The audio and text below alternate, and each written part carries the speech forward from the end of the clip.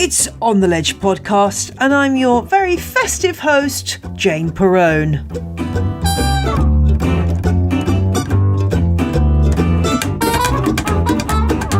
Welcome to the last episode of On The Ledge for 2018, and this one is going to be short but sweet. I'm going to be telling you about some plants that embody the spirit of 2019, no less.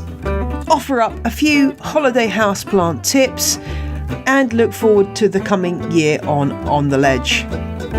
First up, thanks to Sean and Elaine, who are my new legends this week. Yes, Sean and Elaine have opted to donate $5 a month or more to the On The Ledge Patreon page, which gets them exclusive access to extra episodes of the show, advance information about what's going on, and lots of other little extra goodies.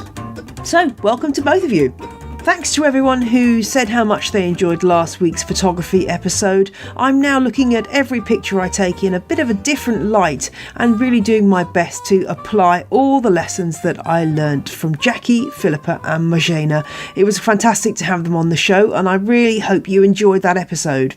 The number 16-1546 may not immediately ring any bells, but this is Pantone, the legendary colour matching system's Colour of the Year for 2019. It's more agreeably known as Living Coral, and it's a kind of a shade of peachy rosy pink that you probably would remember if you were around back in the 1980s, because hey, this was a particularly popular colour back then, and as all things in life are circular, so too is the rise of the colour coral, and it's back in fashion for 2019 according to Pantone anyway. And I thought for a bit of fun I would have a think about some houseplants that might fit the coral colour scheme. And there are more than you might think. I wanted to start with one of the plants that's really won a place in my heart in the last couple of months, and that's my Smithiantha extra sassy. Now, Smithiantha, you may not be familiar with this particular plant genus, which comes from Mexico. It's a member of the Gesneriad family. Yes, you remember back to my Gesneriad episode with Dale Martins. In fact, I have a feeling that Dale might have been the person who produced this hybrid in the first place. I also like this plant because it is named after a woman botanical illustrator, Matilda Smith, who was the lead artist for Curtis's Botanical magazine back in the 1880s. And she continued to work for the magazine up until the 1920s when she passed away. And she was also the second woman to become an associate of the Linnaean Society. There aren't that many plants that are named after women, so this is one that I particularly treasure.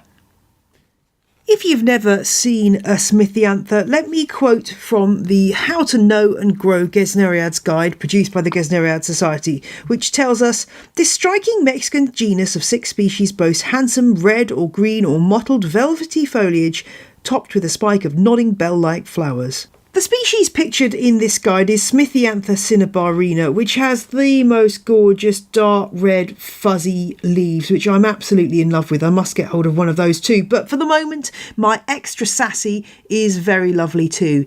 It has green leaves, but with a big red splash in the centre, and the most gorgeous coral coloured bell-like flowers with a yellow dotty interior, a little bit like foxglove flowers. I sourced this from Shrublands Nursery in the UK. These plants aren't that easy to get hold of. The main supplier of Gesneriads in this country, Dibley's, as at my last look, did not stock any of these plants. So I'm not sure if I'm sending you on a wild goose chase to try to find some of these, but they are really beautiful. The guide from the Gesneriad Society tells us that these species need high humidity, warm temperatures and strong light. Well, so far mine's been on the same bench as all my other Gesneriads and has done absolutely fine, so I wouldn't panic too much about this plant being particularly hard to grow. The next plant I wanted to tell you about is called Nertera. I hadn't seen one of these for a good 25 years until I bumped into a little clutch of them at the Flora Holland show that I went to in the Netherlands recently. And it's a plant that I know from Dr. Hesseon's Houseplant Expert. Yes, if you're playing the Dr. Hesseon's Houseplant Expert drinking game, you could now take a drink. This plant, commonly known as the bead plant, used to be quite popular and it used to be quite freely available, but it's not something I've seen about recently.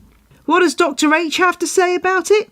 Well, he identifies correctly that its distinctive feature is the glassy orange berries which cover the creeping stems during autumn.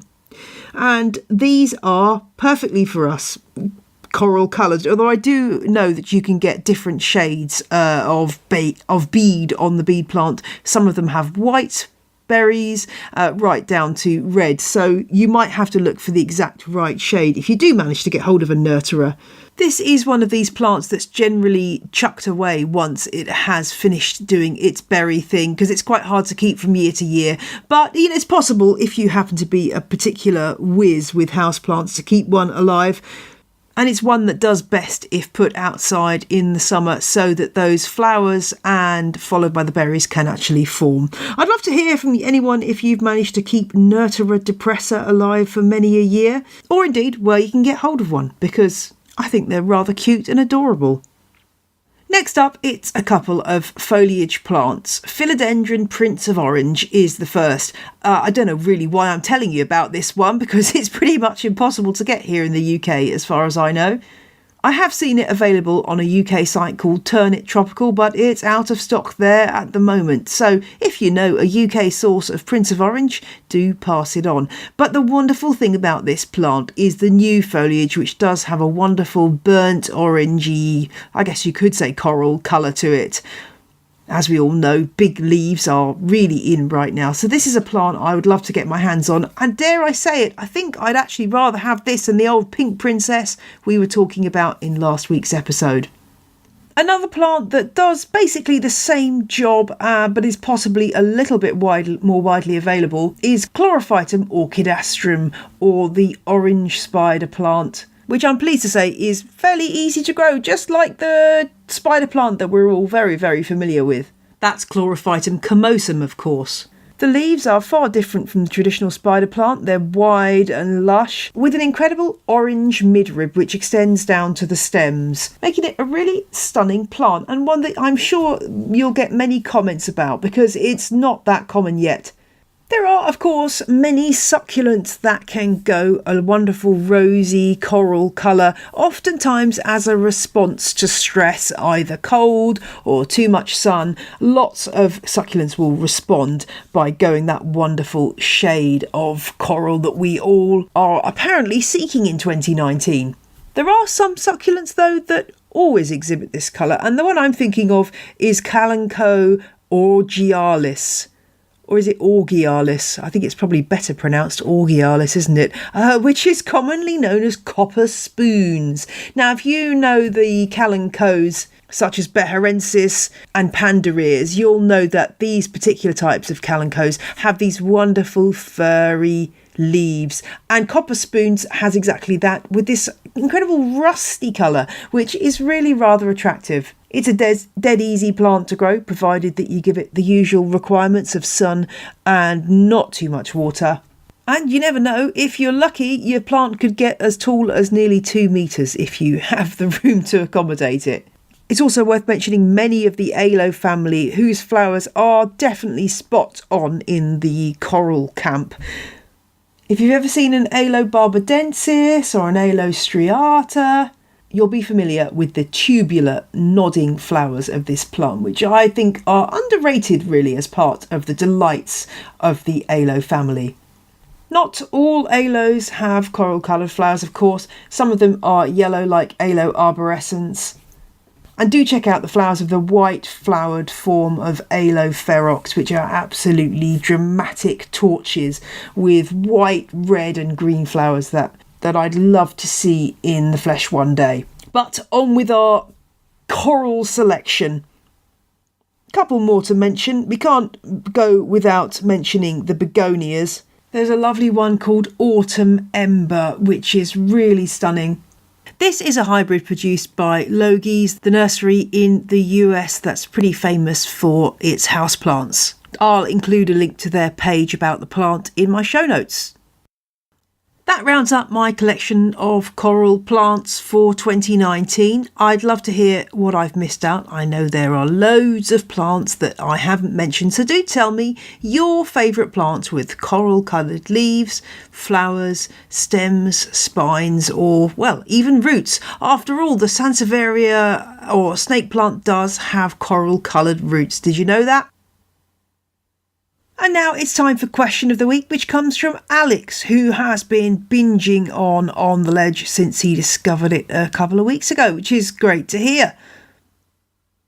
I can confirm that an On the Ledge binge will not add a single calorie to your diet, which makes it a very healthy kind of binge. Alex's question is about a rooted jade plant cutting that he bought offline. I guess that means, does he mean offline or does he mean online? I'm not sure. Anyway, he's got this cutting and he said that when it arrived, he saw that it had been rooted in soil, but out of habit, he popped it in water to let the roots grow some more and then planted it when the roots were probably about 7 centimetres long. Now, this was 6 months ago, and since then, it's done absolutely zilch. He's a bit worried because he remembered back to the propagation episode in which our experts from Roco advised planting when the roots were about 1 centimetre or so long, and he was worried that he's planted it way too late, and he's wondering what to do to encourage growth. He did send a picture of this little crassula, which, though small, looked perfectly healthy and fine. So what's going on? Well, I suspect there's a lot going on below the surface of the plant,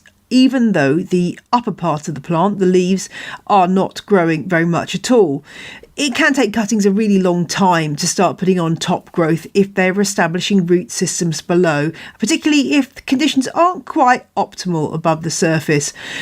This could be that the plant isn't getting quite enough light and warmth. I guess that's not surprising given that this plant's been growing through the autumn and into the winter period. I wouldn't really worry about this until spring unless the plants start showing signs of distress, like going wilted or going the wrong colour. If it stays firm and green, then I would just hang on until spring and then have a look at what's going on with the plant then.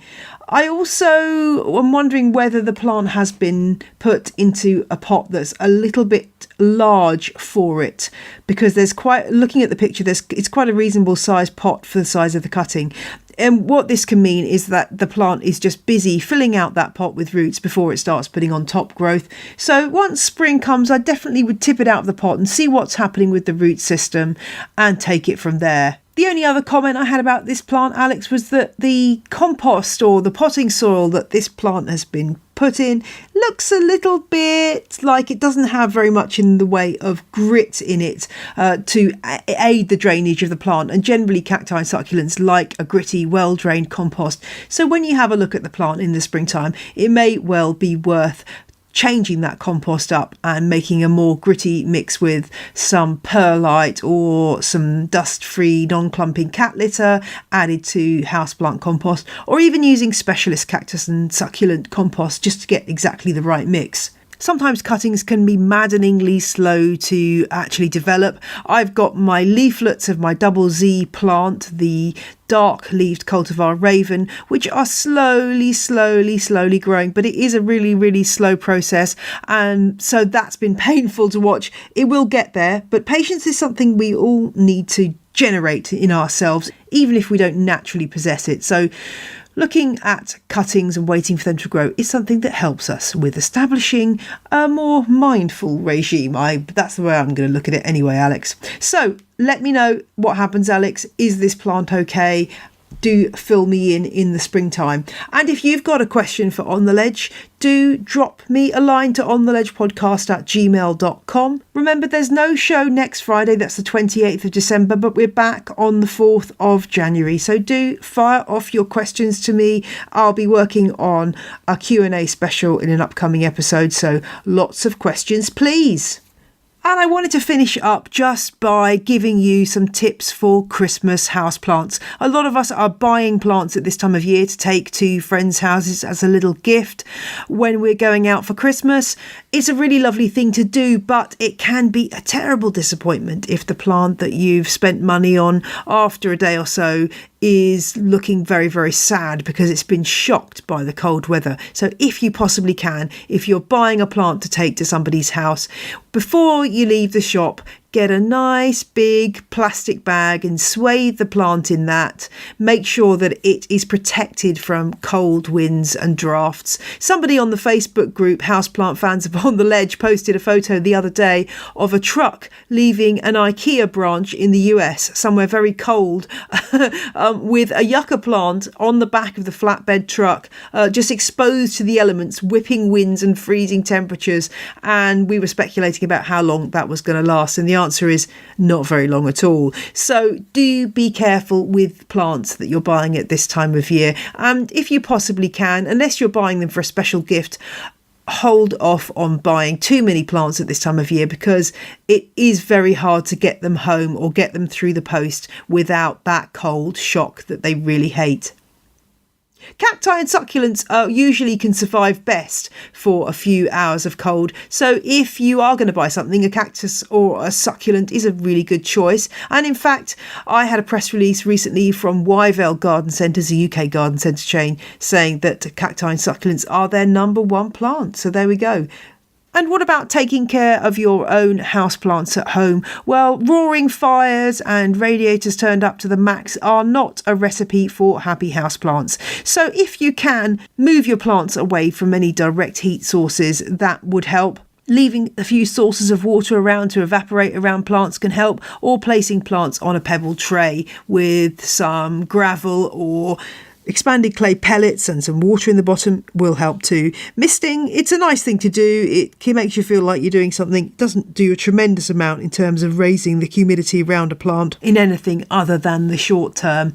The other thing you can do to make your houseplants look really good at this time of year is give those leaves a wipe down with a damp cloth. Both surfaces, top and bottom, will benefit because there are breathing holes or stomata on all sides of the plant. So give those leaves a wipe down. There is nothing more depressing than a dusty houseplant. And finally, I said I was going to mention some stuff coming up in 2019. Sometime in, I think it's going to be May, I will be reaching my 100th episode. So I'd love to think of a way of marking that. If you've got any great ideas of how I should be marking my 100th episode of On the Ledge, do let me know. I'd love to crowdsource some great ideas for that. And I'd also love to hear what you'd like me to run episodes on in 2019. The things that I've got on my mind, which I know people have asked for and I haven't yet done, are plant gadgets, begonias, aroids, indoor bonsai, and I'm thinking of devoting a whole episode to the spider plant. What do you think about that? And On the Ledge So Long will also be back in 2019. I think I'll run an episode in February or early March, marking the start of the On the Ledge So Long 2019. If you want to get involved, get ordering your houseplant seeds now, and we'll talk more about how to get started in houseplant propagation then. While I'm off air, do check out Houseplant Fans of On the Ledge. It's a great way to catch up with other houseplant addicts and chat about your plants. Everyone there is incredibly lovely and generous and wonderful, and there's so many nice people there to meet, so do go and join the group. Please answer all 3 questions. If you don't answer all 3 questions, I can't let you in the group. It just means that I make sure everyone is actually a listener to the show and isn't somebody who's going to start spamming us with all kinds of irrelevant stuff. So do answer the questions. You can also find out what I'm up to on Instagram, which is j.l.perrone, and on Twitter, where I'm at Jane Perrone. Other exciting things I've got planned in 2019 include a revamp of my website, more awesome merch, and various talks. If you happen to be in London, I'm doing a talk at the Highgate Literary and Scientific Institution on the 9th of April at 8 p.m. called The Magic of Houseplants. So if you can join me there, stick that one in the diary now. I'll put a link to the info in my show notes. Thank you to every single one of you who listens to On the Ledge and supports the show in so many different ways. I feel like every one of you has become a friend and an integral part of On the Ledge, what keeps this show on the go and keeps me so excited and full of love for my houseplants. I do hope you all have a chance for a restful break and are able to start 2019 with a head chock full of wonderful thoughts and ideas about your plant collection. And I can't wait to bring you more episodes of On the Ledge, because that's what we're here for, and it's just making me smile just thinking about it. And in the meantime, this is On the Ledge and your host Jane Perrone signing off for the final time in 2018. Bye!